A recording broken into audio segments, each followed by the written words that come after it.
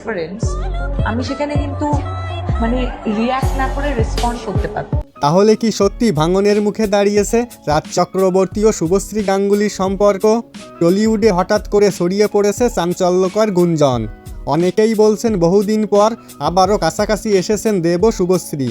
একের পর এক সিনেমা, ইন্টারভিউতে পুরানো বোঝাপড়া সব কিছু মিলিয়ে নতুন করে প্রশ্ন উঠেছে, তবে কি পুরনো সম্পর্ক আবার জোড়া লাগতে চলেছে? এরই মাঝে সামনে এসেছে আরও অবাক করা এক তথ্য।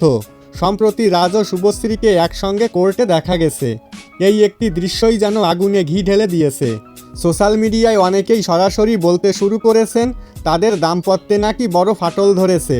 কেউ বলছেন বিচ্ছেদের প্রস্তুতি, কেউ বলছেন সব কিছু শেষের পথে। কিন্তু আসল সত্যিটা জানলে আপনি অবাক হয়ে যাবেন। আমরা বিষয়টি যাচাই করে দেখেছি এবং যেটা সামনে এসেছে এই পুরো ঘটনাটিই আসলে ছিল গুজব। কোর্টে যাবার বিষয়টি ছিল সম্পূর্ণ ব্যক্তিগত কাজের জন্য। এর সঙ্গে সম্পর্ক ভাঙার কোনো প্রমাণ নেই। রাজ ও শুভশ্রীর সম্পর্ক খারাপ হয়েছে এমন নির্ভরযোগ্য কোনো তথ্য পাওয়া যায়নি।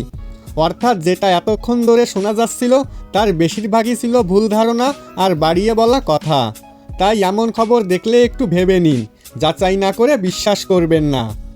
তো বন্ধুরা, এই বিষয়ে আপনার মতামত কি সেটা অবশ্যই কমেন্ট করে জানাতে ভুলবেন না।